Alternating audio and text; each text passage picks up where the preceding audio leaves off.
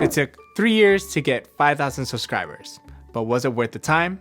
What could I have done better? And how can I improve from here? Let's talk about that in this video. And by the end, I'm going to share with you my mistakes, my victories, and my strategies to go forward so that you can shorten your learning curve to get to where I am and even further. I started this channel because I wanted to create an opportunity for me to leave my full-time job as a nurse.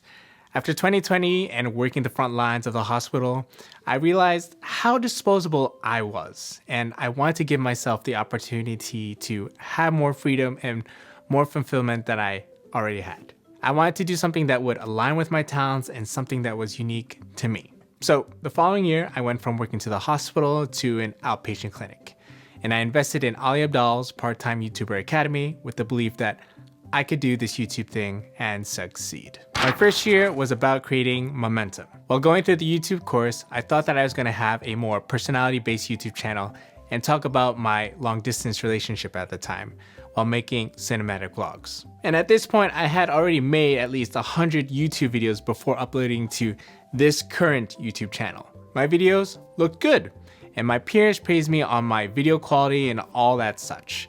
But I didn't have anything that could catch attention. The views are poor, and my first 200 subscribers were mostly from the people from the course, who also didn't watch most of my videos. I mean, even Ali Abdaal himself subscribed and doesn't watch my videos. I figured that no one wants to get relationship advice from someone in their 20s, let alone search for anything related to long distance relationships. But in the meantime, I continued to make a video every single week, building my content creation muscle while improving my workflow. So on my second year, I started to niche down. Whatever I was doing was not working in favor of the YouTube algorithm. So by the end of my first year, I signed up to Think Media's Video Ranking Academy, where I learned about SEO and niching down. SEO means search engine optimization, so all the keywords and all that stuff. I had the mission of choosing a niche that was able to monetize and sustain a content creation career. I knew that I didn't want to talk about nursing. I saw that long distance relationship stuff didn't work, so I stuck to the only thing that I nerded about since graduating nursing school, and that was photography and videography. And from here, I started researching what other people were searching for and posting content for those keywords and topics. But if you know anything about SEO, it's that it's all slow growth. Although YouTube is a long-term game, I knew that I couldn't wait 3 to 5 years to see results for videos that I post this year. I already had it in my head that I wanted to be a full-time content creator before having kids in possibly the next couple of years, because I didn't want to have to juggle their time while doing YouTube after my nursing career. And hopefully I can transition out of that nursing career. Nonetheless, I continued to post more search-based videos and eventually got a couple hundred views over time. And then one day I posted the single video that would take me out of that slow growth. In November of my second year, without a strategic intention in mind, I posted a video about why I switched from my $3,500 dream camera to my new $1,700 favorite camera. It got thousands of views and pushed me over 1,000 subscribers. And the way that I did that video wasn't anything drastic from any of the other ones that I had already been doing.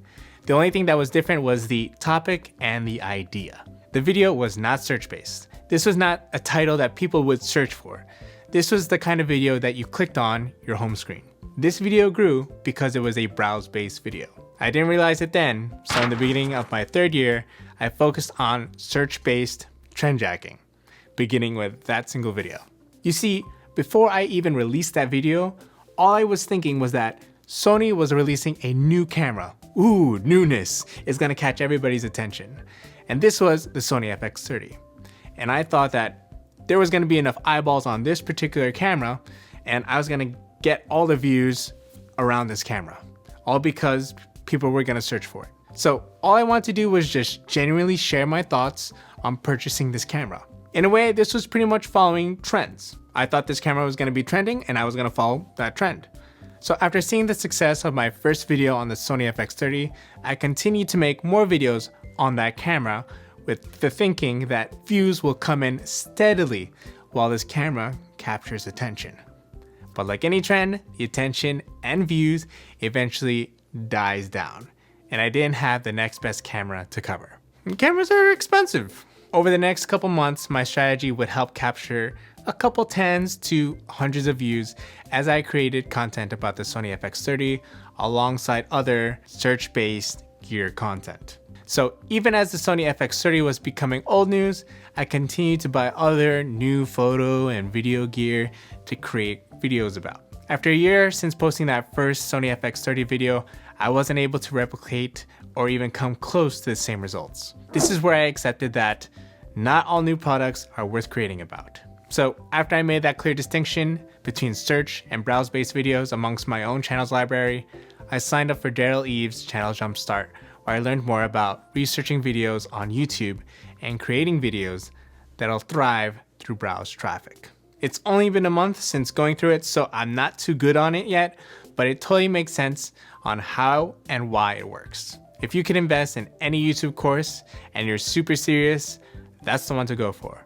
Or at least get the book, The YouTube Formula. But of course, you can find lots of great advice and practical tips on YouTube itself. Just don't get stuck on thinking about starting a YouTube channel and then not actually start. No matter how many videos you watch from your favorite creators about growing a YouTube channel, you will still never know how to pull it off until you actually try. You see, your life, your availability, your responsibilities, and your resources are all different. Comparison is and has been, for me, a thief of joy.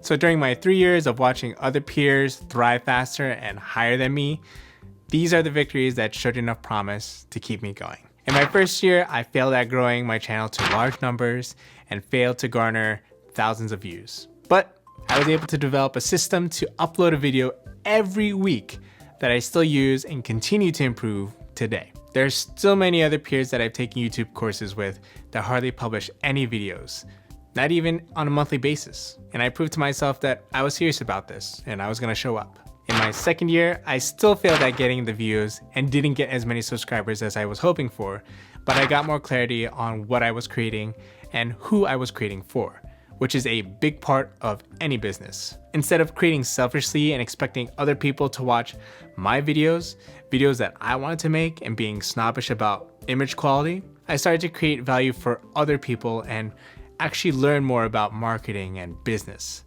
I learned an introduction of what it means to think and serve as an entrepreneur, bringing value before asking for it. In my third year, I still wasn't able to get where I wanted to be, but by the end of the year, some brands started reaching out to me for some free work, and I earned some AdSense and Amazon affiliate money from the channel to be able to reinvest back. So what will I do this fourth year? Well, my focus will be about getting better at the meta of YouTube, executing specifically on better ideas and packaging, incorporating storytelling, and giving more attention to titles and thumbnails. Hopefully with this, I could get even closer to becoming a full-time content creator. But even if I fail at these things and don't get dramatically better, I know that there will be wins to be had. 3 years is a long time, especially if you're stuck in the same place over and over again. But if you continue to point out the areas of improvement and execute on them, then the small wins will be enough to keep you going. All I know is I believe it won't take me 3 years to get to 10,000 subscribers. If you're starting out and want to be organized like a successful 1,000 subscriber channel, here's a video that will help you keep it all together like it has for me. Thank you so much for everybody who has watched my videos and has stuck around and has subscribed to the channel. Of course, none of this would be possible without you, and I want to be able to remain transparent and share the knowledge that I have, because I want to also pass on the knowledge that others have passed on to me. Because this information, this stuff, it's really open to anybody who's willing to ask for it, and it's for those of you who are willing to seek after it and claim it as yours. So until next time, guys, continue to shoot for the life that matters, and I'll see you in the next one. God bless.